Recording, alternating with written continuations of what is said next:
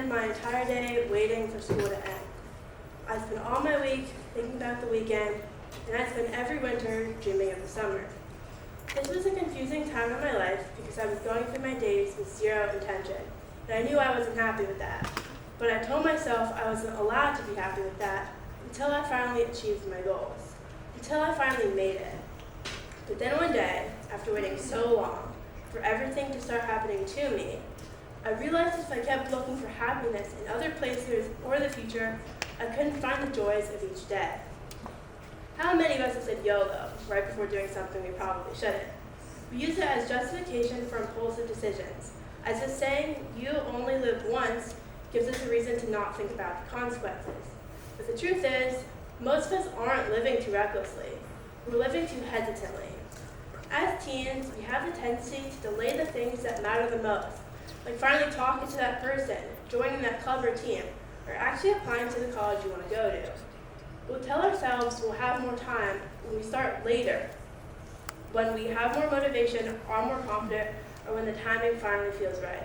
But life doesn't start later, it's happening now. As high schoolers, we should stop waiting for the future, start living intentionally today through meaningful choices and actions. Do you realize how fast a day can go by? Days can feel like they're on repeat when you're going through the same actions each day. How many of you have heard of the movie Groundhog Day? It's about a weatherman named Phil who gets sent to cover the observance of Groundhog Day in a small town and soon realizes that his days are repeating.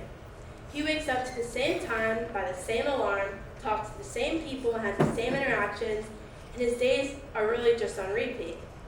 At first, when he realizes his days are repeating, he starts taking reckless risks because nothing really seems to matter. But then, something slowly shifts.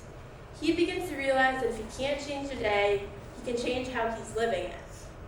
Finally, through repeated actions, he becomes the best version of himself, and he wakes up to a new day. What if I told you what Phil's repeated days are what my days used to feel like? Nothing was wrong, but nothing felt meaningful either. Sometimes I felt bored, stuck, and unfulfilled. But mostly, I was just waiting for the right time. I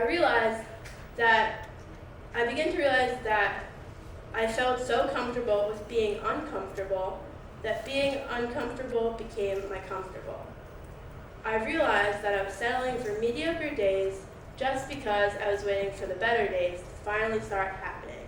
And that's when I decided I had to make a change. Going into my senior year, I made a promise to myself. I wasn't going to let my days mirror each other anymore.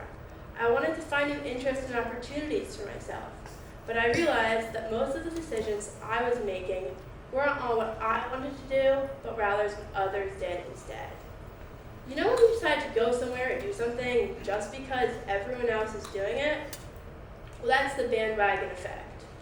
As psychology today explains, the bandwagon effect is when you do something or go somewhere primarily because other people are doing it regardless of their own beliefs.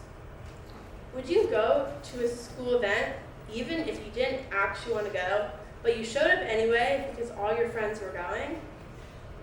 To explore this question, I did my own research on high school students at Saddle Day School, and it turns out that 68% of students would go to this school event, even if they didn't actually want to go, but all their friends were going. This shows that high school students face the bandwagon effect probably without them even realizing. It made me reflect on an important question. Am I doing things because I want to or because I don't want to feel like the odd one out? Since I started asking myself this question, I stopped trying to be 10 different versions of myself and it created my own version with my own opportunities. Life can feel like we're carrying an invisible backpack. At first, it's light and only filled with fun memories and interactions. But as we grow older, mistakes, regrets, and what-ifs slowly pile in. We rarely stop to realize why we're carrying all this weight on our back. Most of us think the solution would be to become even stronger, so we can handle even more weight. But strength isn't everything. It's about knowing what to keep and what to take out. When you keep peeking into your backpack, going over old mistakes, arguments, and regrets, you're giving your time to something that no longer serves you, and you can miss the good memories happening right in front of you in your daily life. Unpacking the backpack means choosing differently and knowing there will always be weight in your backpack, but you get to choose what stays in and what stays out. When you stop carrying what weighs you down and start prioritizing the important weight, you're going to soon realize how strong you really are. For the past 7 years, I volunteered at the same assisted living home. Each week, I see many of the same familiar residents, but sometimes those familiar faces disappear and new, unfamiliar faces take their place. As I'm helping these residents down the halls, I hear the same thing over and over. You're so young. Don't waste your time, and don't limit yourself. This advice became real when I met Bobby. I've known Bobby since I started volunteering at the assisted living home. Each week, as I'm helping these residents, I'm always scared of saying something wrong or doing something wrong. But Bobby has this laugh that is so contagious, it's hard for me not to converse with her.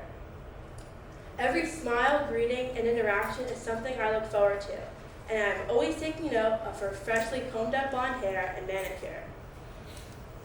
One Saturday morning, as I was getting ready to pick her up for morning services, I peek into her room and I see her applying lipstick by her vanity. The air smelled sweet, like her Fleur Chanel perfume, and the sunlight filtered through her lace curtains, casting a soft glow across the room. As she was spritzing perfume onto the folds of her cardigan, I asked her, "Bobby, why do you always get so dressed up just to go downstairs for an hour?" She looked up at me and said, "It's not what other people see, it's what you see." And in that moment, I could tell exactly what she meant. Bobby didn't wait for permission to care for herself or to show up fully, she simply did. She taught me that the small things in our daily life slowly add up and carry meaning. And she taught me about all the small things in my life that I don't do, but put off because they don't feel important enough to start. We all have the same 24 hours each day, yet we let so many hours slip away without us even realizing. The truth is, the smallest changes often only take a few minutes and can slowly reshape your life. Most of us aren't avoiding life, we're postponing it. We scroll, we wait, we compare, and then wonder why nothing meaningful happens to us. Life has been going on for an eternity before we were born, and will continue after, and there's no reason to play small because you care too much about what people think. We only get this one blip of existence to do the things we've always wanted. I used to ask myself, what do I feel like doing today? Now I ask myself, what kind of person do I want to become, and what would that person do today?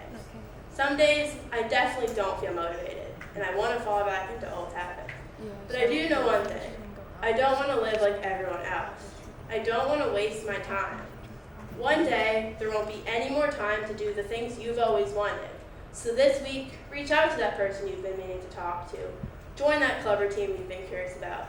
This month, do something bigger for yourself, like plan that small trip, start a project, or do something you've been putting off. Take that first step. Nothing is stopping you but yourself. What a waste it would be to die curious of the person you could have been. Don't say no to the dreams you care about because you're afraid. Afraid to start, afraid to be judged, afraid to fail. Sure, failure is scary, but what's worse is getting to the final moments of your life and realizing you don't have those good stories to tell, that you had to say you held back because you cared too much about what other people thought. Start saying yes to those experiences and challenges that are going to lead to that big story you're going to tell someday. Don't start tomorrow, start today, start now. Make those small choices this week that lead to the big story you want to tell someday. You can't add more days to your life, but you can definitely add more life to your days, and that starts with living intentionally. And remember, you only live once.